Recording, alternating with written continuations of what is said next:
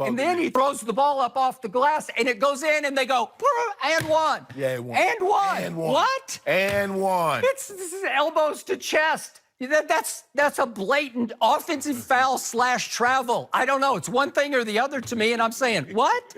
How can you get away with that? So that's 3 of his 6 points in the fourth quarter. Yes. Then let's go to the last play. This is 1:08 left, and this resulted in a technical foul on Steph Curry because he starts to drive the basketball, and DeMarcus reaches in and cleanly knocks the ball straight out of number 2's hands, right into Steph Curry's hands. Right. And Steph's preparing to go the other way when the whistle blows, and he just kind of hot dogs it and just heaves it into the rafters. Can you do that? You cannot do that. Okay. I agree. It is globetrotter hot dogging. Okay. It's like Steph is trying to be too cool for school, and as the ball just touches his hand and he hears whistle, he has, on his follow through, he just throws it into the rafters, and you can't, you open the door even further. Right. So now number 2 goes to the line. I'm going to give you this. He went 16 for 16 from the free throw line. That's really good. Like really, really great good. Great good. Okay. And he makes 3 in a row. Yep. That gives him 6 points down the stretch. Mm-hmm. But that's not enough because in the last minute and a half, he has 2 two-point shots, 2 from 9 feet. Both of them with 1:31 left and then with 31 seconds left. He's got 2-point shots, and he missed both of them. They're huge. We can't just sweep this under your little carpet over there that you keep all your bad stuff on. No. You know, he missed both of them. He did. So he missed all 3 threes and 2 twos in the last minute and a half. Now we get to the play of the game. This is the turning point of the whole basketball game for me because with 10 seconds left, Steph is trapped, and he dribbles out of the trap over in the left top corner, right? Mm-hmm. So he dribbles out of the trap, but he's careening into the middle of the floor, and he is losing his balance. And he throws up or tosses up a pick-6 pass in the direction of Shaun Livingston. Am I right? It's just a lollipop. It's like, what are you doing? As soon as it left his hand, I said, uh-oh, number 2's going to intercept that and go the other way and dunk it or and one it, and it's either going to be tie, overtime, or Raptors win, and number 2's the hero. Yeah. It is a 50-50 ball, and the shock of the night to me was that Shaun Livingston beat number 2 to the basketball. This is, according to you, the best perimeter defender in all of basketball. Yeah. This is the best two-way player in all the playoffs. But what I also told you. Okay. What did I also tell you? I don't know. Yeah, he hurt. The tendonitis in his now knee. we got the injury excuse. That's what I've been trying to tell you. He did not limp one time last night. I didn't even see him wince or grimace last night. I don't know. Maybe I watched the wrong game, right? Maybe he took a painkiller. Okay, maybe he took an injection. Should he have intercepted the basketball? Yes, he should have. If he does, we're having a different conversation. You know, in games of this magnitude, regardless of the sport, it's really a game of inches. Okay. An inch here or inch there or half a step here. Okay. And the ball game is totally different. Give Shaun Livingston credit. I don't know how, because he shouldn't have even been in the game. He's only in the game because they're out of body. Exactly. Right? Exactly. And I had an out-of-body experience watching the play because, wait a second, Shaun Livingston catches the ball, and obviously in his direct line of sight is standing a wide-open Iggy. There's nobody around him because they've doubled Steph. Because, right? and see, the thing is, Skip, and once he gives the ball to Livingston, Livingston gets the ball, you see Steph hard cuts through, and now everybody trapped. Because remember, they're playing boxing 1. Okay. So everybody forgets. I think, and then by that point, they're not playing boxing. But we just want to make sure we don't care who shoots this ball. We just don't want number 30 to shoot the ball. Okay. And they lost track of where Iggy was, and Iggy got a wide open 3. But to give them, Skip, give them credit, and because that's what you do, is that once I realized that, okay, you got no KD, he's been gone for the first 2 games. Now Klay, the second most dangerous shooter on your team. He might be the most dangerous once he starts to heat up. Yeah. Okay, so now we can play this, as Steph called it, junk defense. Janky, he called it janky. We can play this because we don't really fear anybody else on the perimeter knocking down consistent. No. You mentioned Quinn Cook played unbelievable. He hit 3 of the biggest threes he'll ever hit in his life. He might not ever hit 3 threes or a 3 any bigger than what the kid has guts, though. He does. We've seen it before. Yeah, and look, normally, you know, he played in big games. You go to Duke, every game is a big game because everybody's geared up to play. You know you're going to the NCAA tournament. But you mentioned on Boogie. Skip, the thing that Boogie gives them that the other two bigs can't, which is Bogut and Looney, is that the ability to score without, see, Boogie can put the ball on the floor and go score.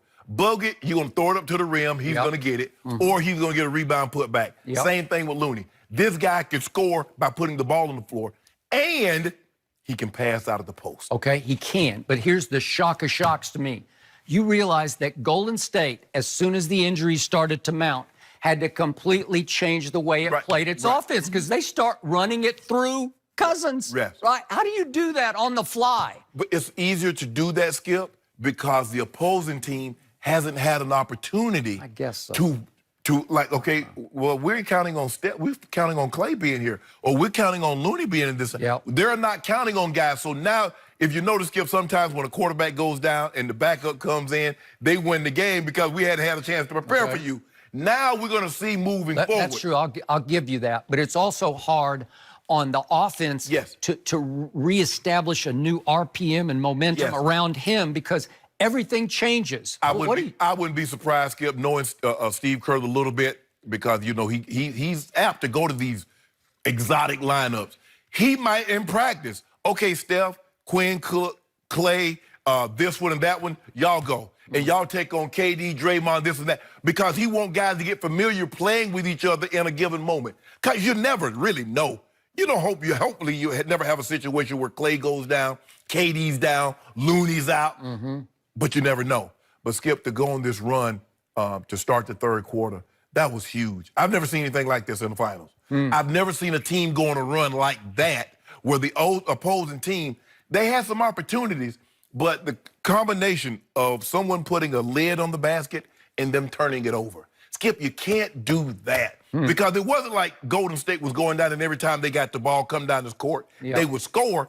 They missed some opportunities also, but you exacerbated your situation. Not only could you not put it in the basket, you were turning the ball over. And then it went from 2 to 5 to 7 to 8. The next thing you're like, hold on. The Raptors hadn't scored. And what was a 5-point ball game, the next thing you know, they're up 11. And by the way, if you go back to late in the second quarter, it's a 20-0 run, which was the longest run in the history of any finals game back to the merger, which is 1976-77. So that's pretty extraordinary. That's very impressive. And if you look at the length of the run, it was actually 33-9 from late second all the way to sort of mid-third. And that's outrageous. 33-9? How can you give that up at home? If you notice, the first guy at the podium after they lost game one was Draymond. And Draymond's looking at the stat sheet and he says, I let the guy get a rhythm. I let him get comfortable early. You're talking about after game one on Siakam. After Siakam. He says, that's on me. Okay, well, he said, I got to take that away. He took it away. 5 of 18 would say that's take. Skip, I'm not, look, you and I both know the likelihood of Siakam having another game like that in the finals, not very good. But he can't play this bad. Marc Gasol, we don't need you to give us 20, but you can't give us 6. That 6 like he gave you against Milwaukee, what was that, game 6 against Milwaukee? You can't have a game like that in the NBA Finals because at some point, that's not Looney you're going against. That's not Bogut. You're going against a guy that can give you points, which is Boogie Cousins. So you need to offset him. Kyle Lowry is making dumb plays, Skip, foolish fouls, and he's already at a terrible rhythm.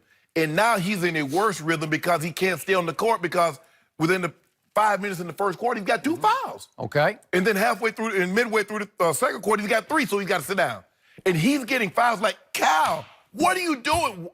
Time out. Is this new for Kyle Lowry in playoff games? Haven't we seen this act many, many times before? But can you, okay, but why would you foul Boogie after Boogie got a rebound and he's 90-plus feet from the other end? Frustration, just frustration. But that's the way he plays. He plays hard. I'm going to give him that. And he disrupts. He does some good things on defense. I don't mind a guy playing hard, but I also need him to play smart. I agree. And he's putting he's putting his team in harm's way. Now Danny Green hit a big 3, but hey, that was a huge 3. But come on, 8 points, really, on 25 minutes? I don't know. I'd take that 3 and just run with that. That was enough to put them within 2. I mean, they got Van Fleet. Now he played well in the first half, not so much in that fourth quarter. Skip. Serge Ibaka gave him 67 points and 10 rebounds in 16 minutes. Powell came in, gave him some production, but all you need to know is that Andre Iguodala is a 33% career 3-point shooter. But on that shot, He's like an 80% shooter in that situation. But remember, that's all you need to know. Skip, in game 1, he was over from the three-point line. Well, he was horrible. He was horrible on some of his shots last night. He was 1 for 3 at that point, which is his average. Right. Yeah. So give him credit. Money. They ain't I want my money. I want my due. You what? Yeah. You shy. Jen, you realize I don't live in Bel Air like he does, but I got a swimming pool. It is full of Diet Mountain Dew. I swim in Diet Mountain Dew. I get it back. It's all free. Compliments of Shannon. Oh, it's all. I get it back. Stocks it. I get it back. Probably in game 4. It's heated Diet Dew. I love the trash talk. It's so much to digest with this series. So, big question now, are the Warriors in control of the series? We're going to discuss that up next. And don't forget, you can check us out every day on the Fox Sports Channel on SiriusXM. We'll be right back, everybody.